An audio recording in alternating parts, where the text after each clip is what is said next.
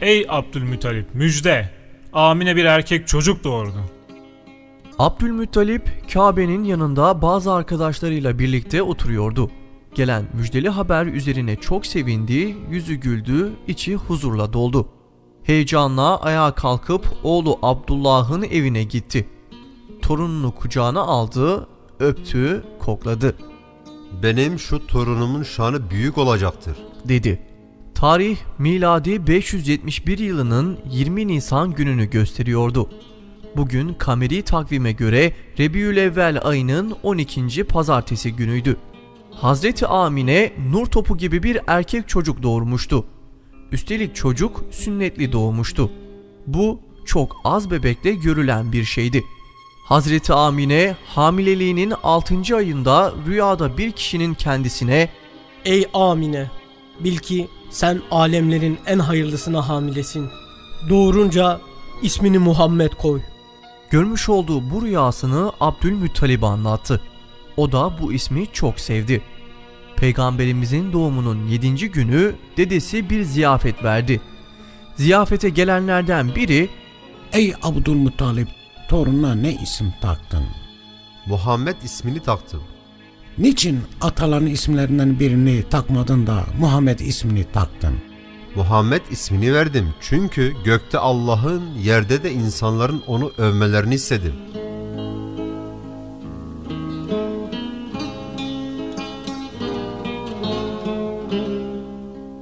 Dersler ve ibretler.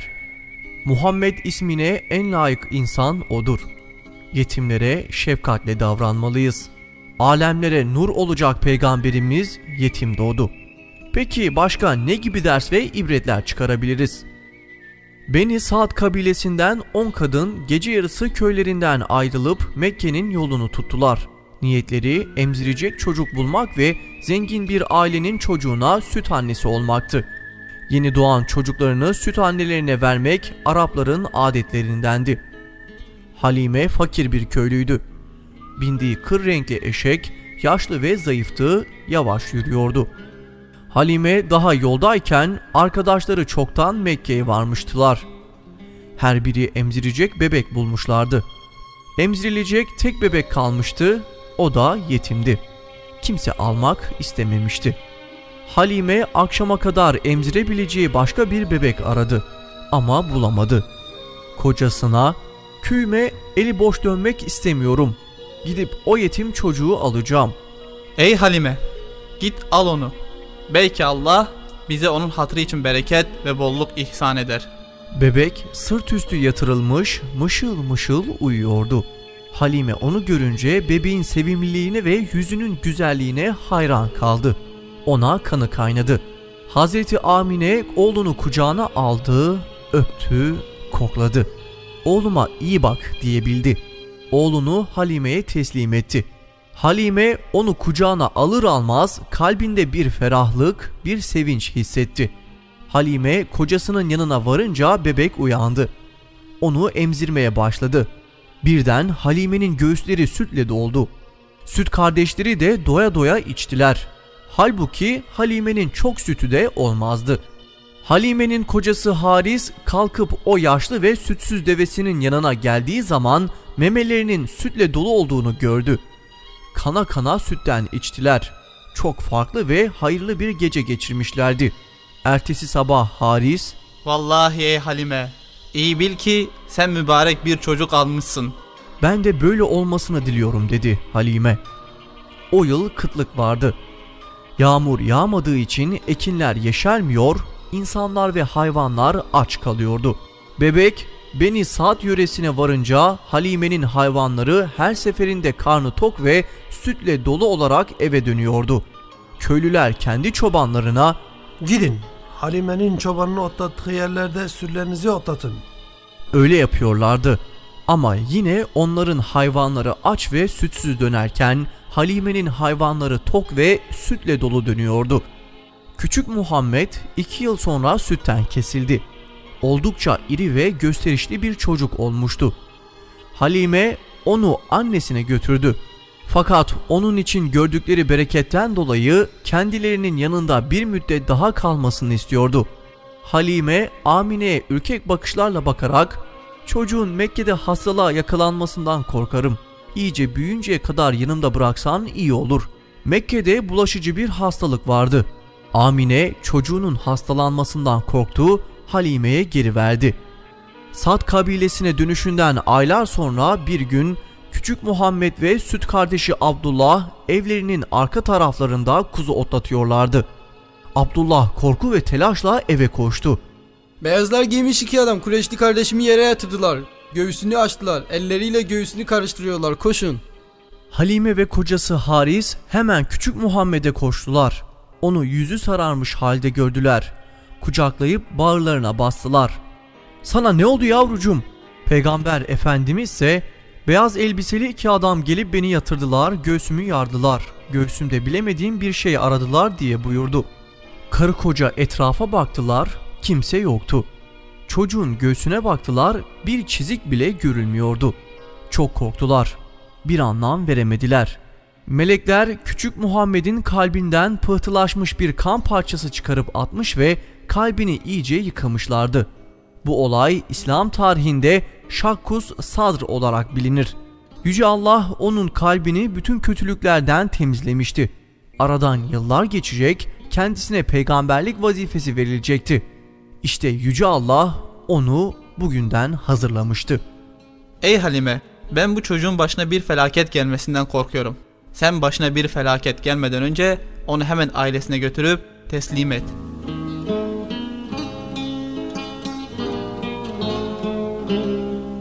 Dersler ve ibretler. Peygamberimiz Allah tarafından korunmuştu. Yüce Allah mucizelerle peygamberimizi desteklemişti. Peygamberimiz bir gül gibi büyümüştü. Peki başka ne gibi ders ve ibretler çıkarabiliriz? Anne ve baba. Hazreti Halime küçük Muhammed'i annesine teslim etti. Artık annesinin şefkat dolu kollarındaydı. Amine bir gül gibi yetiştiriyordu oğlunu. Küçük Muhammed annesiyle beraber 5 yaşına kadar Mekke'de kaldı. 6 yaşına girince annesi onu yanına alarak Medine'ye akrabalarının ziyaretine götürdü. Orada bir ay kaldılar. Küçük Muhammed Medineli çocuklarla beraber oyunlar oynadı, yüzmeyi de öğrendi. Hazreti Amine Medine'de vefat eden kocası Abdullah'ın mezarına gidip dualar etti. Nihayet ziyaretlerini bitirip Mekke'ye doğru harekete geçtiler. Fakat Mekke yakınlarındaki Ebva köyüne vardıklarında Hazreti Amine hastalandı ve orada vefat etti. Artık küçük Muhammed hem yetim hem öksüz kalmıştı. Annesinin cariyesi Ümmü Eymen onu Mekke'ye götürüp dedesi Abdülmuttalib'e teslim etti. Abdülmuttalib küçük Muhammed'i şefkatle bağrına bastı. Ona kol kanat gerdi. Şimdi artık ondan dedesi sorumluydu. Abdülmuttalib Kabe'nin gölgesine her gün bir minder serip yanına oturturdu. Abdülmuttalib'e duyulan saygıdan ötürü hiç kimse o mindere oturmazdı. Küçük Muhammed ise çekinmeden gidip otururdu. Amcaları onu minderden kaldırmaya çalışınca Abdülmuttalib onlara kızardı. "Oğluma karışmayın, onun geleceği çok büyük." Dedesi onu herkesten çok severdi. Elinden tutup Mekke'de dolaştırırdı. Toplantılara bile onu götürürdü. Sevgili torununu yanına almadıkça yemek yemez, küçük Muhammed'in gelmesini bekler, sırtını sıvazlar ve öperdi. Küçük Muhammed 8 yaşında dedesini de kaybetti. Abdülmuttalib vefat etmeden önce torununu amcası Ebu Talib'e emanet etti. "Onu sana emanet ediyorum. Her şeye rağmen onu koruyacağına dair bana söz vermeni istiyorum ki gönlüm rahat olsun. Gözlerim arkada kalmasın." Sen hiç merak etme babacığım. Onu kendi çocuklarıma, hatta canıma bile tercih ederim. Bana güvenebilirsin. Hayatta olduğum müddetçe onun zarar görmeyeceğine söz veriyorum. Ebu Talip sözünü hayatı boyunca tuttu. Küçük Muhammed'e büyük bir sevgi ve şefkat gösterdi. Hatta kendi çocuklarından bile daha fazla sevdi ve ilgi gösterdi.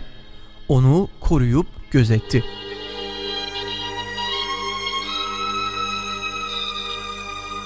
Dersler ve ibretler. Büyük adam olacak çocuk küçükken kendini gösterir. Annemize, babamıza ve büyüklerimize saygılı olmalıyız. Sağlıklı bir vücuda sahip olabilmek için spor yapmalı ve yüzmeyi öğrenmeliyiz. Peygamberimiz yetim ve öksüz büyümüştür. Anne ve babası olmayan çocuklara çok iyi davranmalıyız. Peki başka ne gibi ders ve ibretler çıkarabiliriz? Busra. Muhammed artık 12 yaşlarında bir delikanlı olmuştu. Amcası Ebu Talip ticaret için Şam'a gidecekti. Ticaret kervanı yola çıkacağı zaman Peygamberimiz de gitmek istedi. Fakat yakın akrabaları hastalanır korkusuyla Peygamberimizin kervanla yola çıkmasını istemiyorlardı. Peygamberimiz üzülüp ağladı. Peygamberimizin ağladığını gören Ebu Talip, "Ey yeğenim, ne oldu sana? Herhalde seni götürmeyip geride bırakacağım için mi ağlıyorsun?" Peygamberimiz ise "Evet amcacığım, beni kime bırakıp gidiyorsun? Ne babam var ne annem" diye yanıt verdi. "Vallahi seni yanımda götüreceğim. Hiçbir zaman ne sen benden ayrılacaksın ne de ben senden ayrılacağım." Peygamberimizi yanına aldı. Uzun bir yolculuktan sonra kervan Busra kasabasına yaklaştı. Busra'da büyükçe bir kilise vardı. Bu kilisede Bahir adında bir rahip yaşıyordu. Rahip kilisenin penceresinden kervanın gelişini seyrediyordu. Aniden bir şey dikkatini çekti. Bir bulut kervanla beraber ilerliyor, kervan nereye doğru gitse bulut da oraya gidiyordu. Kervan bir ağacın altında konakladı. Ağaç dallarını bir tarafa doğru eğdi, sanki birisine gölge yapıyor gibiydi. Rahip Bahira çok şaşırdı. Orada büyük bir şahsiyetin olduğunu anladı. Hemen bir ziyafet hazırlattı ve onları davet etti. Kureyş ticaret kervanları daha önceki yıllarda defalarca buraya gelip konakladıkları halde Rahip Bahira onlarla hiç ilgilenmezken bu yıl onlar için ziyafet hazırlamıştı. Herkes gidip ziyafete katıldı. Rahip Bahira tuhaf bir şekilde gelenlerin yüzlerine bakıyordu. "Arkadaşlarınızdan gelmeyen var mı?" "Sadece en küçüğümüz olan bir çocuk kaldı." Genç Muhammed ağacın altındaki yüklerin yanında bekçi olarak bırakılmıştı. "Onu da çağırınız. Bu yemekte sizinle birlikte olsun." Genç Muhammed'i çağırdılar. O da sofraya oturdu ve yemeğini yemeye başladı. Bu sırada Rahip Bahira onu gözleriyle süzüyordu. Yemekten sonra ona bazı sorular sordu. Sırtındaki bene, yani peygamberlik mührüne baktı. Kendi kendine şöyle dedi: "Evet, tam aradığım çocuk bu.